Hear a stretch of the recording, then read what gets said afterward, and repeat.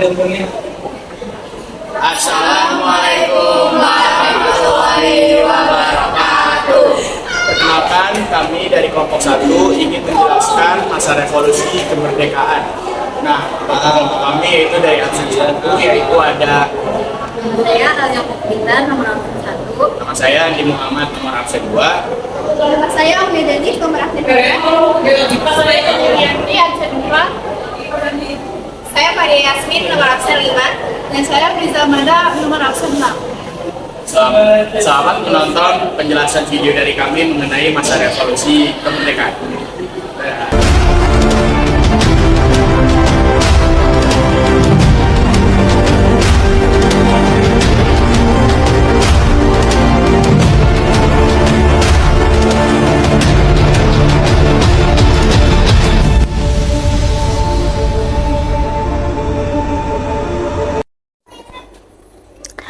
Baik, saya Fadia Yasmin akan menjelaskan tentang agresi militer Belanda 1.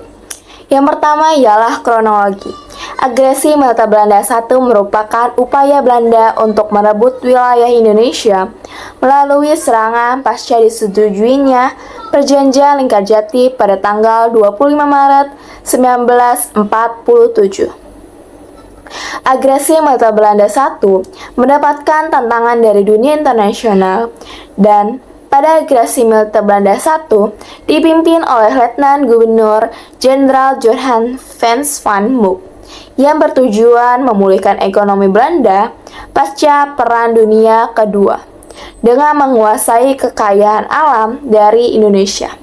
Setelah Perjanjian Lingkarjati disetujui, Indonesia menganggap bahwa Indonesia berhak atas kedaulatan wilayah yang diakui. Terdapat pula 3 tujuan Belanda melakukan agresi militer Belanda 1. Yang pertama ialah tujuan politik. Tujuan politiknya untuk menghilangkan negara dari Indonesia secara de facto dengan mengapung dan menguasai wilayah Indonesia serta menghapusnya dari peta dunia yang merdeka. Tujuan kedua ialah tujuan ekonomi, untuk merebut daerah yang memiliki potensi ekonomi seperti daerah penghasil pangan, produk ekspor, dan tambang. Tujuan ketiga ialah tujuan militer. Tujuan militernya untuk menghancurkan tentara Indonesia atau TNI sebagai basis pertahanan Indonesia. Selanjutnya, pelaksanaannya. Untuk pelaksanaan agresi militer Belanda, yaitu terjadi pada tanggal 21 Juli 1947 hingga 5 Agustus 1948. Dengan daerah yang diserang, khususnya yaitu Pulau Jawa dan Sumatera. Belanda kemudian mengabaikan seruan dunia internasional untuk menaati Perjanjian Lingkarjati. Belanda di bawah Van Mook mengultimatum untuk menarik pasukan Indonesia sejauh 10 km dari garis demarkasi. Van Mook juga menyatakan bahwa Belanda tidak terikat lagi dengan Perjanjian Lingkarjati. Belanda kemudian melancarkan serangan secara mendadak, menggunakan kekuatan militer yang modern. Keadaan yang berbeda yang dialami oleh Indonesia, di mana Indonesia tidak dapat kekuatan Belanda. Akhirnya Belanda dapat menguasai daerah Jawa dan Sumatera, terlebih wilayah ibu kota Jakarta yang juga dikuasai oleh Belanda. Untuk penyelesaian agresi militer Belanda 1, Belanda sendiri mengirimkan surat kepada Sekretaris Jenderal PBB atau Perserikatan Bangsa-Bangsa untuk membela diri. Dengan isi surat yang pertama ialah Belanda menuduh Indonesia tidak melaksanakan isi dari Perjanjian Lingkarjati. Yang kedua ialah gencatan senjata yang kerap dilanggar oleh tentara Indonesia dan perintah Indonesia tidak menyangkal hal tersebut. Yang ketiga ialah garis demarkasi yang telah ditentukan Belanda sering terjadinya penyebuan oleh Indonesia. Yang keempat ialah tawaran di daerah dari Belanda yang dilakukan oleh pihak Indonesia.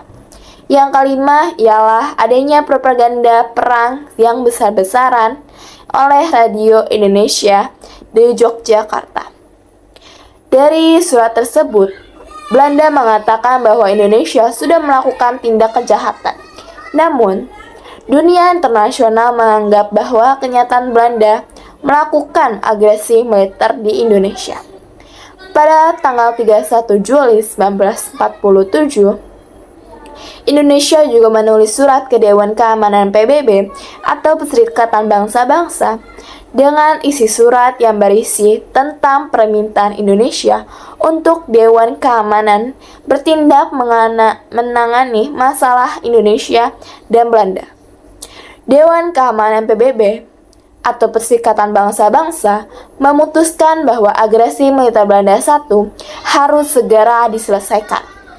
Belanda akhirnya menyadari bahwa pihaknya harus menaati PBB atau Perserikatan Bangsa-Bangsa agar tidak terkena sanksi. Maka pertanggal 5 Agustus 1947, Belanda menghentikan agresi militer I melalui perundingannya.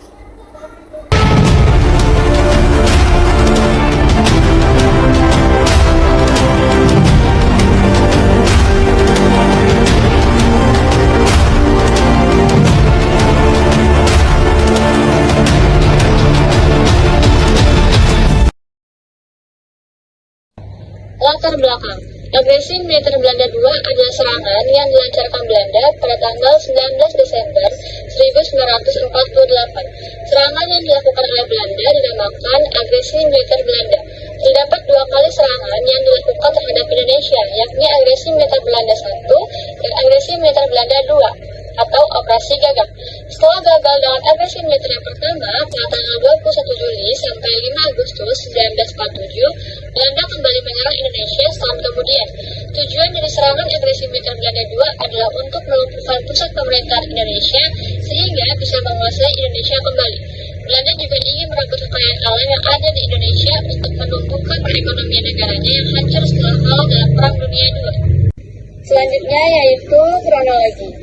Dalam agresi militer Belanda II, pasukan militer Belanda awalnya menyerang pangkalan udara Maguwo agar bisa masuk ke Yogyakarta. Belanda menggempur pangkalan udara itu secara tiba-tiba melalui serangan udara.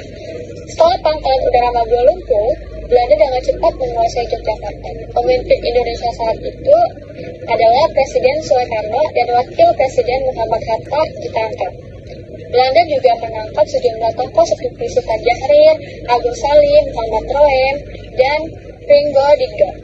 Mereka diterbangkan ke tempat pengasingan di Pulau Sumatera dan Pulau Bangka. Selanjutnya yaitu penyelesaian agresi militer Belanda II.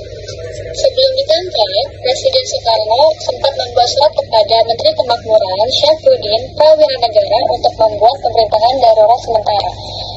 Soekarno memberikan mandat kepada Syafruddin untuk membentuk Pemerintahan Darurat Republik Indonesia atau singkatannya yaitu PDRI di Bukit Tinggi, Sumatera Barat. Peralihan pemerintahan ini bertujuan agar Republik Indonesia tidak berhenti dan terus menyusun strategi melawan Belanda. Presiden Soekarno juga sudah membuat rencana cadangan seandainya pemerintahan darurat ini gagal menjalankan tugas pemerintahannya. Surat kepada Duta Besar RI di New Delhi, India, Sudarsono, Menteri Keuangan A.A. Marinis, dan Staf Kedutaan RI L.M. Palar untuk membentuk Exile Government of Republik Indonesia di New Delhi, India. Exile Government adalah pemerintah resmi suatu negara yang karena alasan tertentu tidak dapat menggunakan kekuasaan legalnya. Namun, rencana ini tak jadi dilakukan karena pemerintahan darurat Republik Indonesia berhasil membentuk pemerintahan sementara pada tanggal 22 Desember 1948. Sejak saat itu, tokoh-tokoh pemerintahan darurat Republik Indonesia menjadi incaran Belanda. Namun, pemerintahan darurat Republik Indonesia tak gentar dan menyusun sejumlah perlawanan dengan membentuk 5 wilayah militer di Sumatera, yakni di Aceh, Tapanuli, Riau, Sumatera Barat, dan Sumatera Selatan. Perlawanan terhadap Belanda juga dibantu berbagai laskar di Jawa. Serangan Belanda yang terus digencarkan justru mendapat kecaman dari dunia internasional. PBB mendesak Belanda membebaskan pemimpin Indonesia dan kembali memenuhi perjanjian Renville. Belanda pun membebaskan Soekarno dan Hatta pada tanggal 6 Juli 1949. Pemerintahan pun kembali pulih pada tanggal 13 Juli 1949. Belanda dan Indonesia juga berundingkan perjanjian Royan-Royan. Tanganan persetujuan Linggajati ini sekarang berlaku suatu kejadian yang besar artinya, serta akan besar pula akibatnya. Assalamualaikum warahmatullahi wabarakatuh. Perkenalkan, nama saya Alia Mukbita, nomor absen 1. Kali ini saya akan membahas mengenai perjanjian Linggarjati. Yang pertama, saya akan membahas kronologinya. Perjanjian Linggarjati adalah perjanjian antara Indonesia dengan Belanda. Perundingan yang diadakan mulai tanggal 10 November 1946 di Linggarjati, Cirebon itu untuk membahas mengenai konflik antara Indonesia dan Belanda. Sebelumnya, Indonesia dan Belanda sudah pernah melakukan perundingan, namun tidak menemukan titik terang. Perundingan kembali diadakan menghadirkan penengah antara Indonesia dengan Belanda, yakni Inggris. Perjanjian Linggarjati ditandatangani pada tanggal 15 November 1946 di Istana Merdeka, Jakarta. Setahun setelah perundingan, barulah kedua negara menandatangani perjanjian tersebut. Tepatnya pada tanggal 25 Maret 1947, perjanjian Linggarjati diresmikan. Kemudian saya akan membahas mengenai tokoh yang menghadiri perjanjian Linggarjati. Ada 3 negara. Yang pertama dari Inggris, yang bertindak sebagai penengah dan diwakili oleh Lord Gilleran. Yang kedua dari Indonesia, diwakili Sultan Syahrir sebagai ketua, serta Muhammad Roem, Mr. Susanto Tirto Projo, dan Dr. A.K. Gani sebagai anggota. Kemudian Belanda diwakili oleh Profesor Sermerhorn sebagai ketua, serta De Boer dan Van Poel sebagai anggota. Kemudian, apa saja isi dari perjanjian Linggarjati? Yang pertama, Belanda mengakui wilayah Indonesia yang mencakup Jawa, Sumatera, dan Madura. Belanda harus meninggalkan Indonesia sebelum tanggal 1 Januari 1949. Yang kedua, Indonesia dan Belanda setuju untuk membentuk negara serikat dengan nama RIS atau Republik Indonesia Serikat. Negara Indonesia Serikat terdiri dari RI atau Republik Indonesia, Kalimantan, dan Timur Besar. Pembentukan RIS ini dilangsungkan sebelum 1 Januari 1949. Kemudian isi yang ketiga yaitu RIS dan Belanda akan membentuk Uni Indonesia Belanda yang dipimpin oleh Ratu Belanda. Dengan adanya perjanjian Linggarjati ini tentu memberikan dampak positif dan negatif bagi Indonesia. Berikut dampaknya. Yang pertama yaitu dampak positif, yaitu pengakuan de facto wilayah RI yang mencakup Jawa, Madura, dan Sumatera. Yang kedua, dampak negatif, yaitu wilayah Indonesia dari Sabang sampai Merauke yang seluas Hindia Belanda seperti sebelumnya belum diakui secara penuh. Baik, itu dia pembahasan saya mengenai perjanjian Linggarjati. Terima kasih. Hidup PKI! Hidup PKI!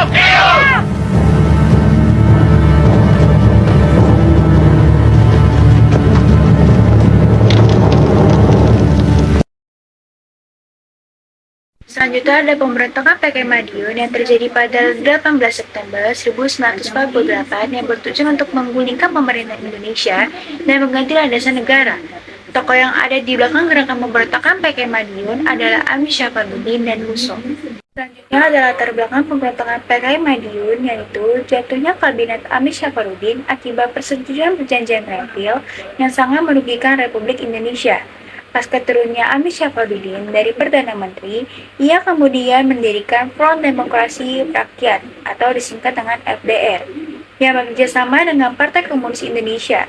Kedekatan Amir Syafarudin dan Musso yang memiliki cita-cita menyebarkan ideologi komunisme, munculnya propaganda, rekonstruksi, dan rasionalis militer atau RERA pada kabinet Hatta, yaitu mengembalikan 100.000 tentara menjadi rakyat biasa untuk penghematan biaya. Selanjutnya ada tujuan pemberontakan PKI Madiun, yaitu bertujuan untuk 1. Membentuk negara Republik Indonesia Soviet, 2. Mengganti dasar negara Pancasila dengan komunisme, yang ketiga mengajak petani dan buruh untuk melakukan pemberontakan. Sejarah pemberontakan PKI Madiun. PKI Madiun tidak terlepas dari jatuhnya kabinet Amir Syafarudin akibat kesepakatan Perjanjian Renville pada 1948. Dari Perjanjian Renville, wilayah Republik Indonesia yang diakui Belanda hanya Yogyakarta, Jawa Tengah, dan Sumatera. Karena hal inilah kabinet Amir Syafarudin dilengsarkan dan digantikan Wakil Presiden Muhammad Hatta. Amir Syafarudin yang tidak sejalan dengan kabinet Hatta membentuk Front Demokrasi Rakyat atau FDR pada 28 Juni 1948. FDR menjadi pemersatu komunis dan sosialis kiri seperti Partai PKI, PSI, Pesindo, PBI, dan Serikat Buruh Perkebunan Republik Indonesia. Seiring berjalannya waktu, FDR mengarah ke organisasi ilegal. Keanggotaan FDR berkembang pesat dengan unsur buruh dan militer berhaluan komunis yang tidak terlatih. Situasi semakin memuncak ketika muncul isu RERA untuk mengurangi jumlah anggota militer. Kembalinya musuh dari Uni Soviet, situasi semakin memanas ketika musuh yang sebelumnya bajak di Uni Soviet kembali ke Indonesia. Sekembalinya dari Uni Soviet, musuh bergabung bersama Amir Syafarudin dan melakukan propaganda ke Jawa Tengah dan Jawa Timur untuk menyebarkan ideologi komunismenya. Selanjutnya memasuki September 1948, pemerintah dan golongan sayap kiri melancarkan aksi saling menculik hingga Madiun menjadi wilayah terakhir dari FDR. Hal ini berakibat pada pecahnya FDR lokal Madiun pada 18 September 1948. Pukul 3 pagi, 18 September 1948, FDR merebut tempat-tempat sentral seperti pejabat pemerintah daerah, sentral telepon, dan markas tentara yang dipimpin oleh Sumarsono dan Joko Sujono. Dalam upaya ini, korban jatuh 2 perwira dan 4 orang terluka. Dalam hitungan jam, separuh kota Madiun mampu dikuasai. Mendengar apa yang terjadi di Madiun, Musso dan Amir menuju ke Madiun untuk berdiskusi dengan Sumarsono, Setiajet, dan Wikana. Soekarno merespon usaha pemberontakan ini dengan menyatakan bahwa pemberontakan Madiun merupakan usaha membentuk negara Republik Soviet Indonesia pada 19 September 1948. Pada malam yang sama, Musso menyatakan perang terhadap Indonesia dan menuding Soekarno dan Hatta sebagai budak imperialisme Amerika dan pengedar Romusa. FDR berusaha berdamai dan akhir memberontakkan PKI Madiun. Tampaknya beberapa pemimpin FDR tidak sejalan dengan gerakan Musso dan bersedia berdamai dengan pemerintahan Indonesia. Namun, keadaan ini justru dimanfaatkan pemerintah untuk menghilangkan sayap kiri di Indonesia. Soekarno mengirim pasukan Siliwangi untuk menguasai Madiun. Guna menghindari konflik, FDR atau PKI pun melarikan diri ke penggunaan di sekitar Madiun. Di bawah komando Amir, mereka melarikan diri dari Madiun dan menuju ke sebuah desa kecil bernama Kandangan, tempat di mana mereka menemukan amunisi dan senjata. Akan tetapi, desa tersebut telah diduduki oleh Batalion Divisi Sungkono. Pada 28 Oktober 1948, pemerintah menangkap 1.500 orang. Musso berhasil ditembak mati pada 31 Oktober 1948 ketika sedang bersembunyi di kamar kecil. Pada 29 November 1948, Joko Sujono dan Maruto Darusman juga ditangkap. Amir pun tak lukup ikut tertangkap pada 4 Desember 1948. Amir, Maruto, Joko, Suripno, dan tokoh FDR lain dieksekusi pada 19 Desember 1948. Hal itu menjadi tanda pemberontakan berhasil dipadamkan. Disebutkan jumlah korban dalam peristiwa PKI Madiun disekitarkan sekitar 24.000 orang. Sebanyak 8.000 orang diantaranya dari Madiun, 4.000 di Cepu, 12.000 di Ponorogo. Pemberontakan ini juga menewaskan Gubernur Jawa saat itu, R.M. Suryo, serta beberapa tokoh lainnya.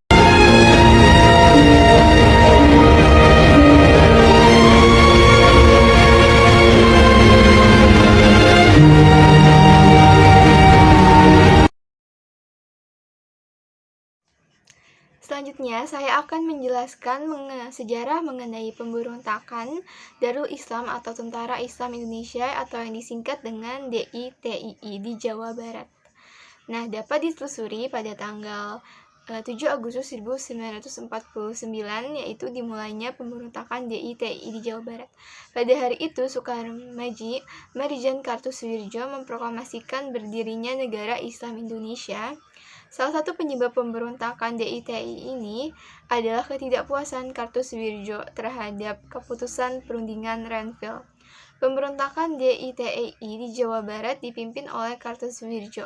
Namun ia tidak sendiri, ada sejumlah tokoh DITII di Jawa Barat lainnya seperti Karman, Taha Arsyad, dan Sanusi Partawijaya. Ketidakpuasan Kartosoewirjo terhadap kemerdekaan Republik Indonesia yaitu dilatar belakangi terhadap masih adanya bayang-bayang kolonial Belanda.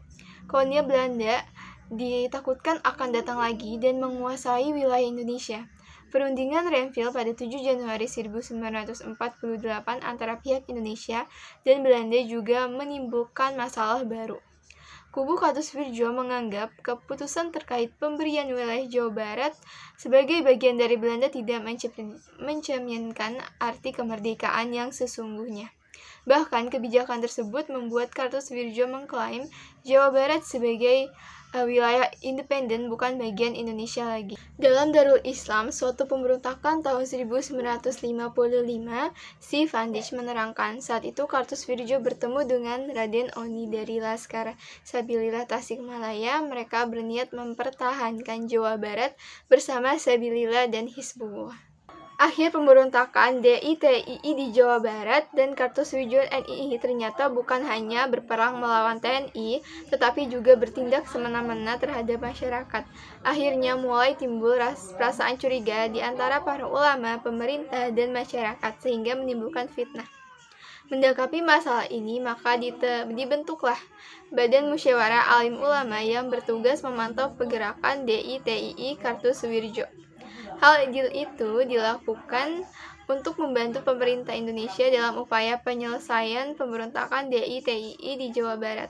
Pada 4 Juni 1962, upaya penyelesaian pemberontakan DITII di Jawa Barat dilakukan oleh militer Indonesia, yakni melalui Operasi Pagar Betis. Operasi tersebut berhasil menangkap para anggota DITII beserta jajaran petingginya. Mereka ditangkap termasuk sang Imam Kartosoewirjo. Berdasarkan keputusan pengadilan Mahkamah Darurat Perang atau Mahathir pada tanggal 16 Agustus 1962, Kartosoewirjo dijatuhi hukuman mati karena telah memberontak terhadap pemerintahan Indonesia. Pada 5 September 1962, Kartosoewirjo dibawa ke salah satu pulau di Kepulauan Seribu dekat Teluk Indonesia. Ia dieksekusi setelah sehari sebelumnya dikabulkan pemerintahan terakhirnya untuk bertemu keluarga. Tepat pada pukul 5.50 WIB, Kartosoewirjo dihukum mati dan itulah akhir pemberontakan DITII di Jawa Barat. Dan bangsa Belanda kedua-duanya akan memperoleh bahagianya. Anak cucu kita, angkatan kemudian akan berterima kasih pada kita. Moga-moga Tuhan Yang Maha Kuasa memberkati pekerjaan kita pada konferensi meja bundar ini. Sekianlah dan terima kasih. Akan menjelaskan latar belakang dari terjadinya konferensi meja bundar. Sebelum konferensi meja bundar, Indonesia dan Belanda sudah beberapa kali mengupayakan kemerdekaan lewat diplomasi. Ada perjanjian Linggarjati yaitu pada tahun 1946 yang sudah dijelaskan di video sebelumnya. Lalu ada perjanjian Renville pada tahun 1948 dan perjanjian Roem-Royen pada tahun 1949. Diadakannya konferensi meja bundar juga menjadi salah satu kesepakatan dalam perjanjian Roem-Royen. Tujuan dari diselenggarakannya konferensi meja bundar adalah mengakhiri perselisihan Indonesia dengan Belanda. Lalu dikutip dari biografi Muhammad Roem, karir politik dan perjuangan, konferensi meja bundar bertujuan menyelesaikan sengketa Indonesia dan Belanda seadil dan secepat mungkin. Indonesia ingin jalan dan cara penyerahan kedaulatan yang sungguh, penuh, dan tidak bersyarat kepada negara Indonesia Serikat atau NIS sesuai dengan pokok-pokok persetujuan Renville. Para pihak yang turut serta dalam KMB atau Konferensi Meja Bundar mengupayakan agar Konferensi Meja Bundar dapat dimulai pada 1 Agustus 1949. Mereka berharap konferensi diselesaikan dalam waktu 2 bulan, kemudian persetujuan yang dihasilkan KMB diusahakan selesai dalam waktu 6 minggu. Lalu kronologi. Perundingan antara Indonesia dan Majelis Permusyawaratan Federal atau Bijen Coms for Federal Overleg atau BFO intensif digelar pada Maret 1949 di Bangka. Dalam rangka mempersiapkan Konferensi Meja Bundar di Den Haag, RI dan BFO mengadakan perundingan untuk menyatukan pendapat. Perundingan dilaksanakan 2 kali, yakni di Yogyakarta pada 19 Juni 1949 dan di Jakarta pada 22 Juni 1949. Perundingan itu dikenal dengan Perundingan Inter-Indonesia. Hasilnya, Indonesia dan BFO sepakat mendirikan Republik Indonesia atau RIS. Sesudah berhasil menyelesaikan masalahnya sendiri lewat Konferensi Inter-Indonesia, Indonesia siap menghadapi Konferensi Meja Bundar. Lalu pada tanggal 4 Agustus 1949 dibentuk delegasi yang diketuai oleh Muhammad Hatta. Anggotanya yakni Muhammad Roam, Supomo Leimena, Ali Sastro Amijojo, Juanda, Sukiman, Suyono Hadinoto, Sumitro Jojo Hadikusumo, Abdul Karim Pringgodikdo, TB Simatupang, Sumardi, dan sementara dari BFO dipimpin Sultan Hamid II dari Pontianak. Hasilnya, setelah melalui pembahasan yang berlarut-larut, pada 2 November 1949 tercapailah persetujuan Konferensi Meja Bundar. Hasil Konferensi Meja Bundar yakni Belanda menyerahkan kedaulatan kepada Republik Indonesia Serikat pada akhir Desember 1949. Akan dibentuk Uni Indonesia Belanda. Dalam Uni itu, Indonesia dan Belanda akan bekerja sama. Kedudukan Indonesia dan Belanda sederajat, yang artinya Indonesia akan mengembalikan semua milik Belanda dan membayar hutang-hutang India Belanda sebelum tahun 1949. Masalah Irian Barat akan dibahas 1 tahun kemudian, dan dampak dari KMB atau Konferensi Meja Bundar yakni Indonesia akhirnya mendapatkan kedaulatannya. Dan acara penyerahan kedaulatan berlangsung pada 27 Desember 1949. Penandatanganan naskah penyerahan kedaulatan berlangsung di 2 kota, yaitu di Amsterdam dan di Jakarta. Di Amsterdam, naskah penyerahan kedaulatan ditandatangani oleh Ratu Juliana dan Muhammad Hatta. Sedangkan di Jakarta, naskah ditandatangani oleh A.H. Loving dan Sri Sultan Hamengkubuwono IX. Tanggal 27 Desember 1949, pemerintahan sementara negara dilantik, yaitu Soekarno menjadi presiden, Perdana Menterinya yaitu Muhammad Hatta, kabinet RIS dibentuk. Republik Indonesia Serikat dibentuk seperti Republik Federasi berdaulat yang terdiri dari 16 negara bagian dan merupakan persekutuan dengan Kerajaan Belanda.